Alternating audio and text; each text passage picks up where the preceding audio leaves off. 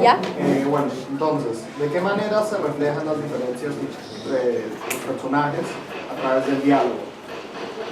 Bueno, a ver, yo diría que la diferencia de la manera de ser de los personajes, su manera de hablar, su manera de actuarse, se puede entender a través del diálogo. Su clase social, su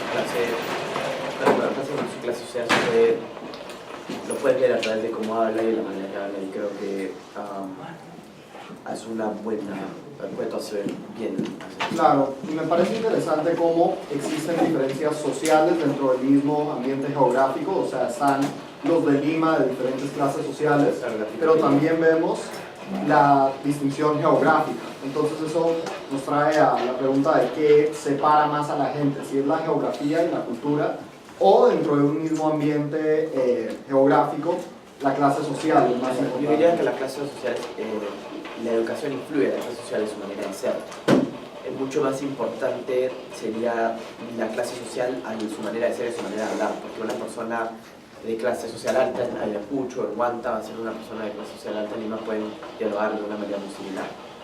También es importante ver qué cosa es clase social alta en diferentes partes. Por ejemplo, clase social alta en Ayacucho puede ser una persona nativa de ahí que no tiene mucha educación, pero tiene sus haciendas, entonces es respetada por la gente y es considerada mientras en Lima no sería una persona de clase media. Eso sería una clase económica, una clase social, puede diferenciar entre ambos. Pero en el diálogo, no sé si lo han notado, pero cuando una persona es de clase social baja, repite las cosas una y otra vez, comienza diciendo el nombre, dice lo que quiere decir y termina diciendo el nombre otra vez. Es cierto. Y mientras que alguien como Adrián, que es de una clase social alta en Lima, tiene todos sus pensamientos estructurados. ¿Alguien más tiene algo que opinar sobre este tema o con usted? Entonces, ¿cuál es el rol de la mujer en la obra y cómo influye Jenny, Claudia y la Adrián en sus decisiones? O sea, yo creo que se puede ver cómo otra vez los diferentes niveles sociales tratan de forma distinta a las mujeres. Por ejemplo, este refrán que dice amor serrano, mientras más te pego, más te amo, que es una cosa un poco... claro, digamos que en el ambiente de clase alta en Lima, pues Adrián tiene muchísimo respeto por su mamá, por la forma en la que ella lo crió. También Jenny, que es de clase media y trabaja está en un ambiente de trabajo con Adrián, también hay más respeto hacia ella. Pero ya a medida que vamos bajando por la clase social y a medida que nos vamos acercando más a la violencia y el terrorismo, vemos que, por ejemplo, los militares hablan de llevarse a las mujeres, de violarlas, como si fueran objetos. Como simplemente le quitan el valor a la vida, ya que las violaban y ahí de frente le metían un balazo en la cabeza. La mujer era más un objeto que una persona. Pero también se tiene que entender que estas mujeres podrían haber sido terroristas en tiempo de guerra, no estaban seguros quién era quién. Sí, pero se habla que miren una Pero una cosa es matarlos como a los claro, otros sí, y una cosa es violarlos. Esta cosa de violar a las personas y darlas como si fuesen ganado a tu cuarto y que 7 hombres violen a la mujer y que embaracen y no saben quién es el papá es algo que no se vería en gente con educación y gente Moral. Claro. Pero también esta pregunta habla de cómo las hijas, la esposa de Adrián, influencian sus decisiones y en verdad él las ve mucho como alguien, como unas que tienen que ser protegidas, que cambian bastante, porque por ejemplo habla de que en un momento él la ve gateando y el día siguiente la ve casi con sus amigos en una formada, dice, casi una mujer. Sí, entonces como él simplemente la ve a ella como algo que él tiene que cuidar, ya que es su hija, pero la ve creciendo y la ve no solo creciendo como persona, pero creciendo como mujer, desarrollando. Y para él eso impacta bastante en él porque siente que, más o menos, qué tipo de persona es cómo él cría a sus hijas. A ver, en el capítulo 16, Jenny ayuda mucho a llegar a conclusiones porque al trabajar con Adrián la mandó a investigar las direcciones y le sacó toda esta información de que el papá o el hermano, el tío, lo que sea, Vitorino, tenía una peluquería en Esmeralda de los Andes. Entonces se podría decir que las mujeres tienen un rol relativamente importante en esta obra, ya que están ayudando a conectar los puntos. De acuerdo. Y por último, Claudia, por su parte, que también está mencionada en la pregunta, yo creo que sirve un poco como un símbolo de la reputación, de todo lo que está tratando de preservar Adrián, por ejemplo, cuando está confrontando a esta mujer que está tratando de extorsionarlo.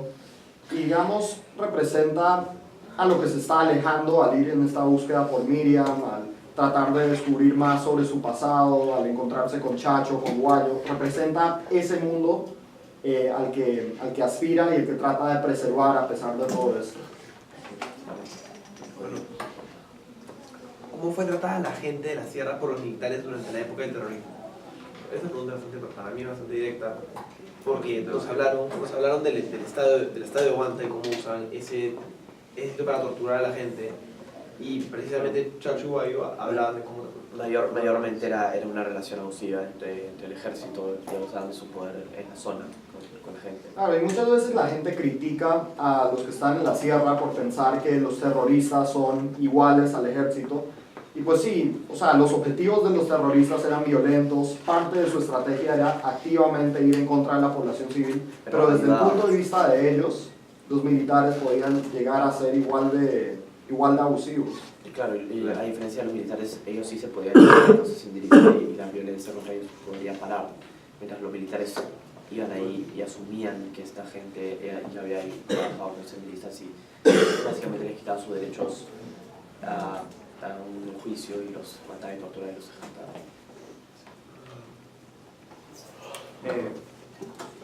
¿Qué contrastes hay entre las personas que Adrián entrevista o visita y él?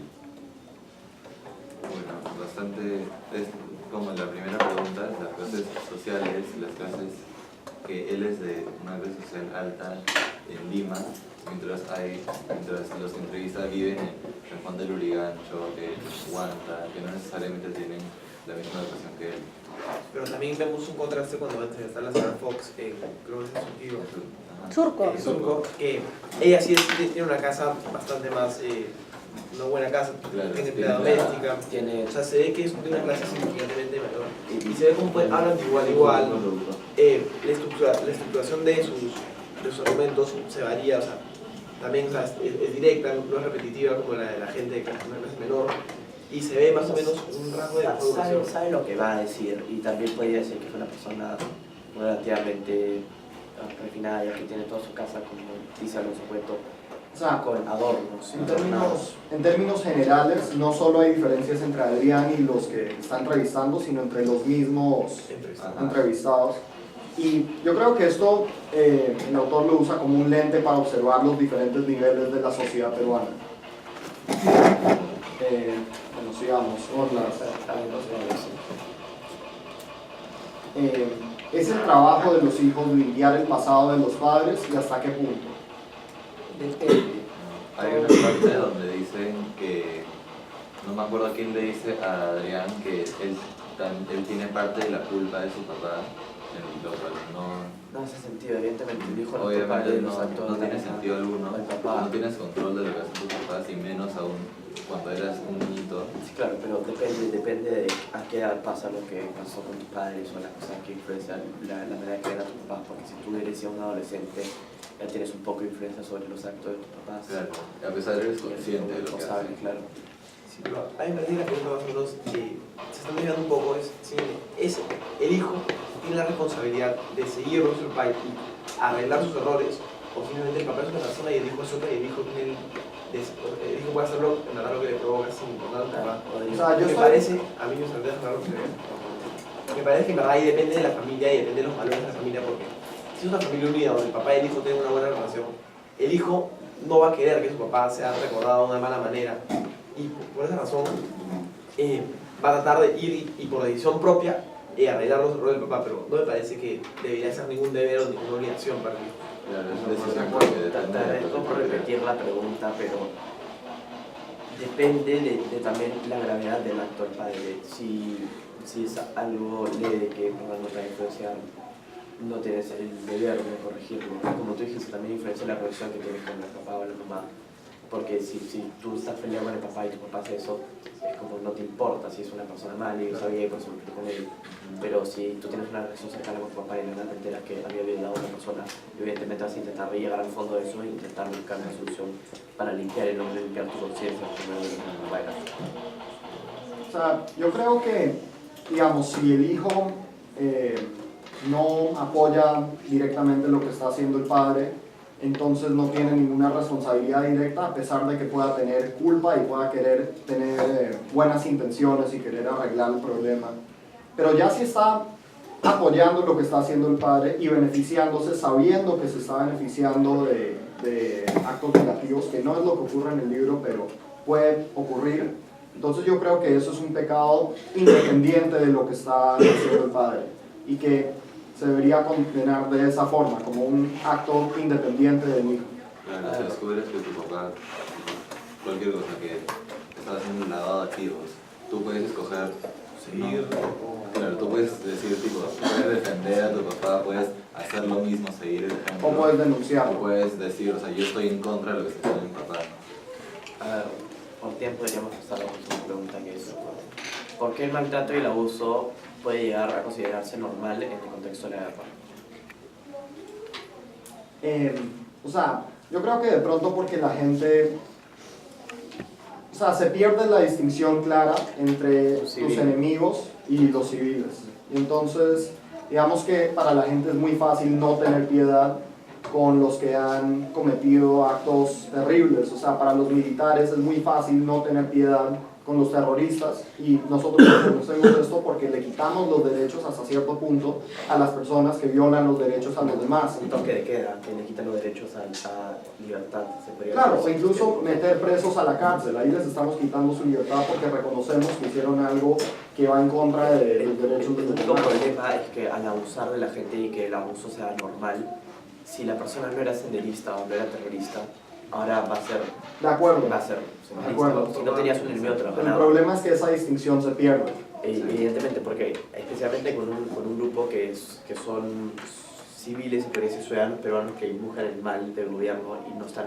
uniformados, es muy difícil identificarlos, y ese es el dilema que hay. Entonces era justificable los actos cometidos en el Perú por asesinar a todo un pueblo porque se creía que habían 4 soluciones. Sí, pero también hay, me parece bastante importante la falta de educación y la falta de educación, porque por ejemplo, una persona que va a pelear contra el terrorismo debería enfocarse más o menos en pelear contra el terrorismo y no volverse parte de aquel terrorismo que existe en el país. Dado que el terrorismo, como nosotros lo vemos, es el Sendero Luminoso y el MRTA, que simplemente iban en contra de los civiles, pero tantos civiles fueron matados por Sendero, o sea, no tantos, pero o sea, una porción importante fueron matados por militares que, sin saber si eran culpables o no, los violaban, abusaban de ellos y los mataban.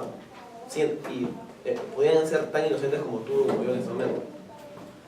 Por eso, o sea, ahí también la educación importa bastante porque...